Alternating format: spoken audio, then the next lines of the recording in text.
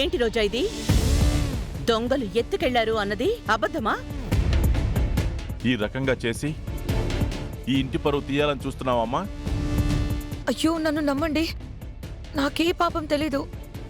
మరి ఆ పుట్టలోకి రాజమణిహారం ఎలా వచ్చిందమ్మా? నీ దగ్గరే కదా ఉంది. ఆ పుట్టలోకి ఎలా వెళ్ళింది? డాడ్, తన అబద్ధం చెప్పట్లేదు అనడానికి సాక్ష్యం నేనే.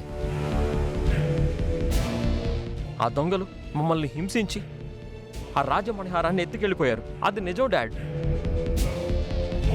పుట్టలోకి రాజమణిహారం ఎలా వచ్చిందని అయ్యగారు అడుగుతున్నారు అరుణ్ బాబు. డాడ్, వాళ్ళు మా రూమ్లో నుంచి రాజమణిహారాన్ని బయటికి తీసుకొచ్చినప్పుడు పాము బయటే ఉండుంటుంది. ఆ భయంతో వాళ్ళు ఈ పుట్టలో పడేసి పారిపోయి ఉంటారు. అదే అదే అయి ఉంటుంది సార్. అదే మావయ్య, అదే అదే అత్తయ్య. నాన్న అనవసరంగా తప్పుగా అనుకుంటున్నారు. అన్యాయంగా నా మీద కేసు పెడతామని వాళ్ళు వెళ్ళరు. అలా ఏం కాదు రోజా, మనం జెన్యూన్గా ఉన్నాం. మనం ఫైట్ చేద్దాం, డోంట్ వరీ. ఏంటో నాకంతా అయోమయంగా ఉంది సార్. నాకే ఎందుకు ఇలా జరుగుతుందో అర్థం కావడం లేదు. పాపాలు చేసేదానివి కాబట్టి నీకు ఇలా జరుగుతుంది. మంచి వాళ్ళని ఆ దేవుడు పరీక్షిస్తారు అంటారు కదా రోజా, అదిదే. హర్ష, ఎలాగూ రాజమణిహారం ఆ పుట్టలోనే ఉంది కదా, నేను తీసుకోనా? ఆగురమ్మా, నువ్వు తొందరపడద్దు. పోయిందనుకున్న రాజమణిహారం ఎలాగూ మనింట్లోనే ఉంది కదా, అందులోనూ స్వయంభుగా వెలిసిన నాగమ్మ పుట్టలో ఉంది.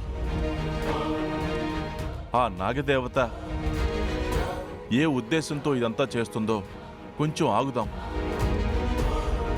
అప్పటి వరకు ఆ రాజమణిహారాన్ని తీసే ప్రయత్నం ఎవరూ చేయకండి. పదండి.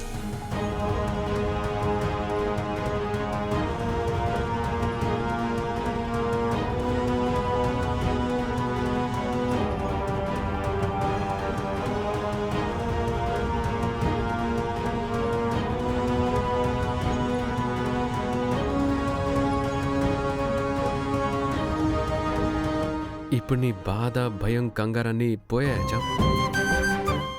చెప్పా కదా, రాజమణిహారాన్ని ఆ నాగమ్మే చూసుకుంటుంది, ధైర్యంగా ఉండమని. నేను చెప్పిందే జరిగింది కదా. అవును బాబు. అమ్మయ్యా, ఇప్పుడు నవ్వుతున్నావు, నాకు ఆనందంగా ఉంది. అది నాగమ్మ దయే బాబు.